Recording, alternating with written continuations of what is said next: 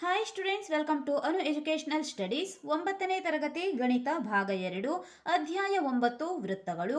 ಹಿಂದಿನ ವಿಡಿಯೋದಲ್ಲಿ ನಾವು ಅಭ್ಯಾಸ 9.3ರ 1 ಮತ್ತು 2ನೇ ಪ್ರಶ್ನೆಗಳಿಗೆ ಉತ್ತರಿಸಿದ್ದೇವೆ. ಈ ವಿಡಿಯೋದಲ್ಲಿ 3 ಮತ್ತು 4ನೇ ಪ್ರಶ್ನೆಗಳಿಗೆ ಉತ್ತರಿಸೋಣ. ಪ್ರಶ್ನೆ ನಂಬರ್ 3, ಚಿತ್ರ 9.24ರಲ್ಲಿ ಕೋನ PQR = 100 ಡಿಗ್ರಿ. PQR ಗಳು O ಕೇಂದ್ರವಿರುವ ವೃತ್ತದ ಮೇಲಿನ ಬಿಂದುಗಳು. OPR ಕೋನ ಕಂಡುಹಿಡಿಯಿರಿ ಎಂದು ಕೊಟ್ಟಿದ್ದಾರೆ. ಇಲ್ಲಿ ಚಿತ್ರವನ್ನ ಗಮನಿಸಿ. ಇಲ್ಲಿ PQR ಕೋನವನ್ನ ಕೊಡಲಾಗಿದೆ. ಕೋನ 100 ಡಿಗ್ರಿ. PQR ಗಳು ವೃತ್ತದ ಮೇಲಿರುವ ಬಿಂದುಗಳಾಗಿದ್ದಾವೆ. ಈಗ ನಾವು ಇಲ್ಲಿ ಕೋನ OPR ಈ ಕೋನವನ್ನ ನಾವು ಕಂಡುಹಿಡಿಯೋಣ.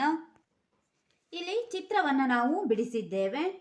ಸಾಧನೀಯ OPR = ಇಲ್ಲಿ ಕ್ವಶನ್ ಮಾರ್ಕ್ ಅನ್ನು ಬರೆದುಕೊಳ್ಳಿ, ಏಕೆಂದರೆ ಇಲ್ಲಿ OPR ಕೋನವನ್ನು ಕಂಡುಹಿಡಿಯಲು ಹೇಳಲಾಗಿದೆ. ಈಗ ಪುಸ್ತಕದಲ್ಲಿ ಕೊಟ್ಟಿರುವ ಚಿತ್ರವನ್ನು ಮೊದಲು ಬಿಡಿಸಿಕೊಂಡು ನಂತರ ವೃತ್ತದ ಮೇಲೆ ಎಸ್ ಬಿಂದುವನ್ನು ಗುರುತಿಸಿ. ವೃತ್ತದ ಮೇಲೆ ಒಂದು ಎಸ್ ಬಿಂದುವನ್ನು ಗುರುತಿಸಿ ಈ ಬಿಂದುವನ್ನು ನಾವು ಇರಿಸಿಕೊಂಡು ಈಗ OPR ಮತ್ತು POR ಈ ಬಿಂದುಗಳನ್ನು ಅಥವಾ ಈ ಕೋನಗಳನ್ನು ಕಂಡುಹಿಡಿಯೋಣ. ಮೊದಲನೆಯದಾಗಿ ವೃತ್ತದ ಮೇಲೆ ಎಸ್ ಬಿಂದುವನ್ನು ಗುರುತಿಸಿ. ಈ ರೀತಿಯಾಗಿ ಇಲ್ಲಿ ಒಂದು ಎಸ್ ಬಿಂದುವನ್ನು ಗುರುತಿಸಿ R ದಿಂದ S ಗೆ ಮತ್ತು P ದಿಂದ S ಗೆ ಇಲ್ಲಿ ಈ ರೇಖೆಯನ್ನ ಕೂಡಿಸಬೇಕು. ನಂತರ PQRS ಒಂದು ಚಕ್ರೀಯ ಚತುರ್ಭುಜ. ಎಸ್ ಬಿಂದುವನ್ನು ನೀವು ಗುರುತಿಸಿದಾಗ ಇಲ್ಲಿ ಗಮನಿಸಬಹುದು PQRS ಇಲ್ಲಿ ಎಲ್ಲ ಬಿಂದುಗಳು ವೃತ್ತದ ಮೇಲಿರುವುದರಿಂದ ಈ ಚತುರ್ಭುಜವನ್ನು ನಾವು ಚಕ್ರೀಯ ಚತುರ್ಭುಜ ಎಂದು ಕರೆಯುತ್ತೇವೆ. ಬರೆದುಕೊಳ್ಳಿ, PQRS ಒಂದು ಚಕ್ರೀಯ ಚತುರ್ಭುಜ.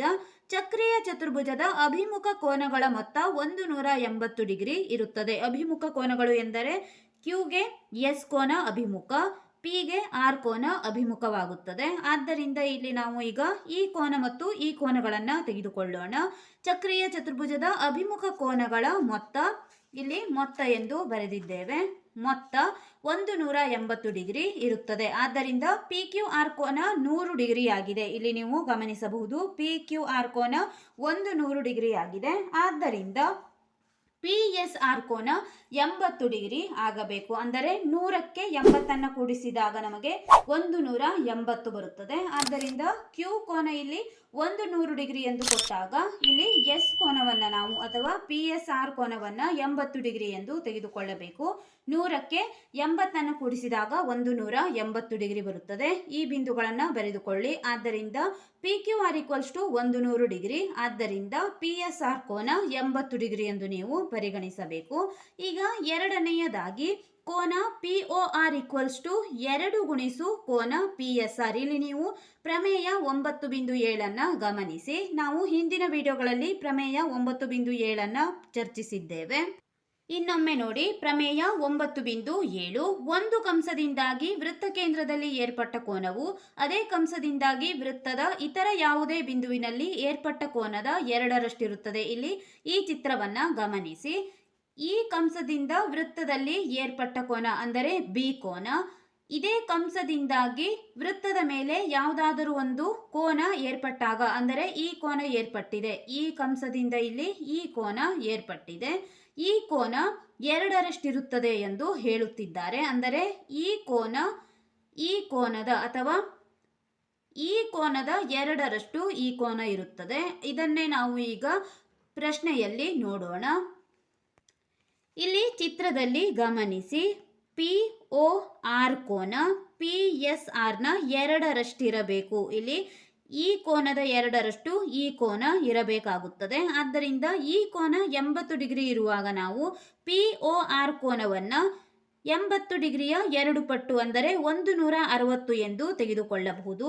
ಈಗ ಬರೆದುಕೊಳ್ಳಿ, ಕೋನ POR = 2 ಗುಣಿಸು ಕೋನ PSR ಆಗಿದೆ. ಪ್ರಮೇಯ 9.7. ಇಲ್ಲಿ ನೀವು ಪ್ರಮೇಯವನ್ನು ಬರೆದುಕೊಳ್ಳಬಹುದು. Page number 40ರಲ್ಲಿದೆ. ಈ ಪ್ರಮೇಯವನ್ನು ಬರೆಯಬೇಕು. ಕೋನ P O R equals to 2 ಗುಣಿಸು 80 ಡಿಗ್ರಿ. ಪಿ ಎಸ್ ಆರ್ ಕೋನದ ಅಳತೆ, ಪಿ ಎಸ್ ಆರ್ ಕೋನ 80 ಡಿಗ್ರಿ ಎಂದು ನಾವು ಇಲ್ಲಿ ಕಂಡು ಹಿಡಿದಿದ್ದೇವೆ. ಇದನ್ನೇ ಇಲ್ಲಿ 2 ಗುಣಿಸು 80 ಡಿಗ್ರಿ ಎಂದು ತೆಗೆದುಕೊಳ್ಳಿ. ಪಿ ಒ ಆರ್ ಕೋನ ಈಗ 82 160 ಡಿಗ್ರಿ ಬಂದಿದೆ. ಪಿ ಒ ಆರ್ ಈ ಕೋನ 160 ಡಿಗ್ರಿ ಎಂದು ನಾವು ಈಗ ಕಂಡು ಹಿಡಿದಿದ್ದೇವೆ. ಈಗ ನಾವು ಈ ಕೋನವನ್ನ ತೆಗೆದುಕೊಳ್ಳೋಣ. ಪಿ ಒ ಆರ್, ಇಲ್ಲಿ ಈ ಚಿಕ್ಕ ಕೋನವನ್ನ ಪರಿಗಣಿಸಿ. ಈಗ ನಾವು ಕೊನೆಯದಾಗಿ ಒ ಪಿ ಆರ್ ಕೋನವನ್ನು ಕಂಡುಹಿಡಿಯಬೇಕಾಗಿದೆ. ಆದ್ದರಿಂದ ಈಗ ತ್ರಿಭುಜ ಪಿ ಒ ಆರ್ನಲ್ಲಿ O P equals to O R ತ್ರಿಜ್ಯಗಳು. ಗಮನಿಸಿ, ಒ ಪಿ ಮತ್ತು ಒ ಆರ್ ಈ ವೃತ್ತದ ತ್ರಿಜ್ಯಗಳಾಗಿದ್ದಾವೆ. ಆದ್ದರಿಂದ ತ್ರಿಜ್ಯಗಳ ಅಳತೆ ಯಾವಾಗಲೂ ಒಂದೇ ಆಗಿರುತ್ತದೆ. ಈ ಎರಡು ಬಾಹುಗಳು ಒಂದೇ ಆಗಿವೆ. ಈ ಬಾಹುವಿನ ಅಳತೆ ಬೇರೆ, ಅಂದರೆ ಇದು ಸಮದ್ವಿಬಾಹು ತ್ರಿಭುಜವೆಂದು ನಾವು ತೆಗೆದುಕೊಳ್ಳಬಹುದು. ಎರಡು ಬಾಹುವಿನ ಅಳತೆ ಒಂದೇ ಆಗಿರುವಂತಹ ತ್ರಿಭುಜಗಳಿಗೆ ಸಮದ್ವಿಬಾಹು ತ್ರಿಭುಜ ಎಂದು ಕರೆಯುತ್ತಾರೆ. ಆದ್ದರಿಂದ ಇಲ್ಲಿ ನೀವು ಗಮನಿಸಿ, ಕೋನ ಪಿ ಒ ಆರ್ನಲ್ಲಿ O P equals to O R ತ್ರಿಜ್ಯಗಳಾಗಿದ್ದಾವೆ. ತ್ರಿಭುಜ ಪಿ ಒ ಆರ್ ಸಮದ್ವಿಬಾಹು ತ್ರಿಭುಜವೆಂದು ನೀವು ಬರೆದುಕೊಳ್ಳಬೇಕು. ಈಗ ಪಿ ಒ ಆರ್, ಈಗ ಈ ಎಲ್ಲ ಅಳತೆಗಳನ್ನು, ಎಲ್ಲ ಕೋನದ ಅಳತೆಗಳನ್ನು ನಾವು ಈಕ್ವಲ್ಸ್ ಟು 180 ಡಿಗ್ರಿ ಎಂದು ತೆಗೆದುಕೊಳ್ಳಬೇಕು. ಎಂದರೆ ತ್ರಿಭುಜದ ಒಳಕೋನಗಳ ಮೊತ್ತ 180 ಡಿಗ್ರಿ ಇರುತ್ತದೆ. ಈಗ ಈ ಕೋನ 160 ಡಿಗ್ರಿ ಸಿಕ್ಕಿದೆ. ಈ ಕೋನ ಮತ್ತು ಈ ಕೋನವನ್ನು ನಾವು ಕಂಡುಹಿಡಿಯುವಾಗ ಸಮದ್ವಿಬಾಹು ತ್ರಿಭುಜದಲ್ಲಿ ಈ ಭಾಗ ಮತ್ತು ಈ ಭಾಗದಲ್ಲಿ ಏರ್ಪಟ್ಟಂತಹ ಕೋನಗಳು ಸಮನಾಗಿರುತ್ತವೆ. ಅದನ್ನೇ ಈಗ ನಾವು ಇಲ್ಲಿ ತೆಗೆದುಕೊಳ್ಳೋಣ.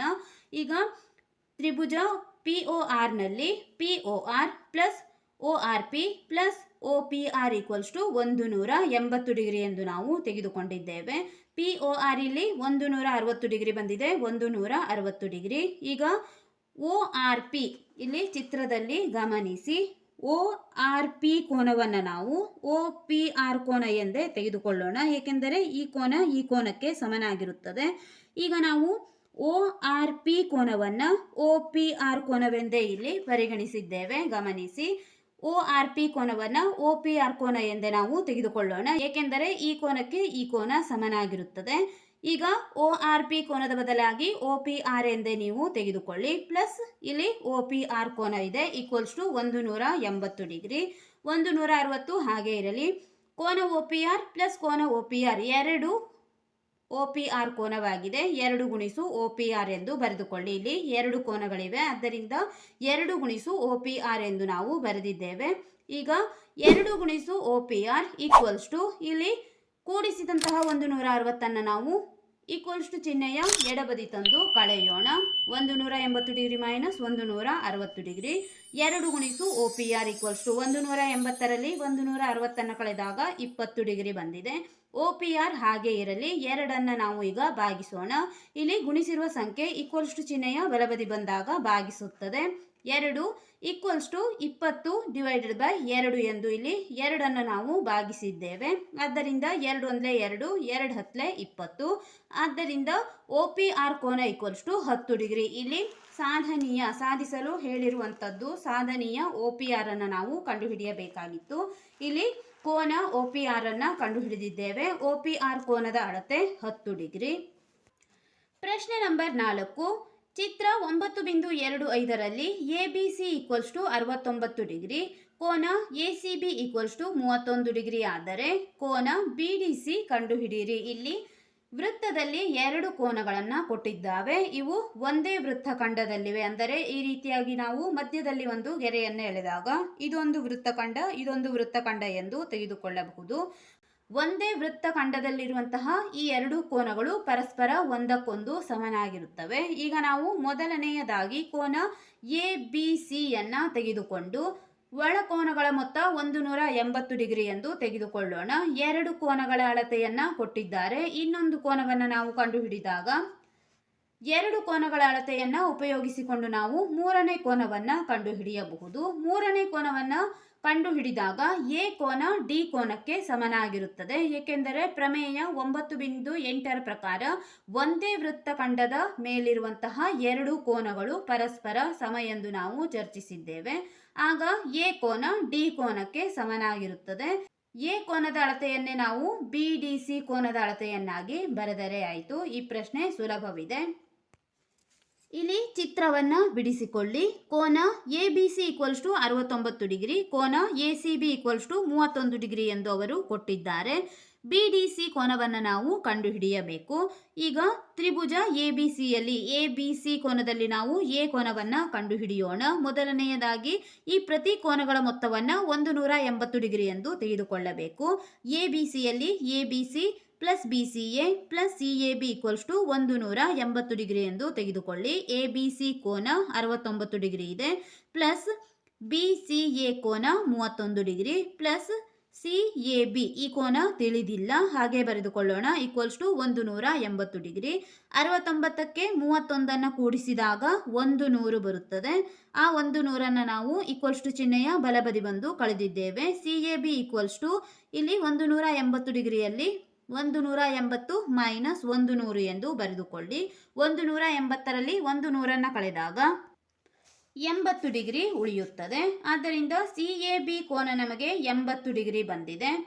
ಈಗ ಚಿತ್ರದಲ್ಲಿ ಗಮನಿಸಿ, ಸಿ ಎ ಬಿ ಕೋನ 80 ಡಿಗ್ರಿ ಬಂದಿದೆ. ಸಿ ಎ ಬಿ ಕೋನ ಎ ಕೋನ 80 ಡಿಗ್ರಿ ಎಂದರೆ ಡಿ ಕೋನವು ಕೂಡ ನಾವು 80 ಡಿಗ್ರಿ ಎಂದು ತೆಗೆದುಕೊಳ್ಳಬೇಕು. ಏಕೆಂದರೆ ಒಂದೇ ಖಂಡದಲ್ಲಿರುವ ಎರಡು ಕೋನಗಳು ಪರಸ್ಪರ ಸಮನಾಗಿರುತ್ತವೆ. ಅದನ್ನೇ ಈಗ ನಾವು ಬರೆಯೋಣ. ಇಲ್ಲಿ ಅದನ್ನೇ ಬರೆದಿದ್ದೇವೆ. ಪ್ರಮೇಯ 9.8 ಪ್ರಕಾರ ಒಂದು ವೃತ್ತದ ಒಂದೇ ಖಂಡದಲ್ಲಿರುವ ಕೋನಗಳು ಪರಸ್ಪರ ಸಮ. ಆ ಎರಡು ಕೋನಗಳು ಒಂದೇ ಖಂಡದಲ್ಲಿದ್ದಾವೆ, ಆದ್ದರಿಂದ ಪರಸ್ಪರ ಸಮ.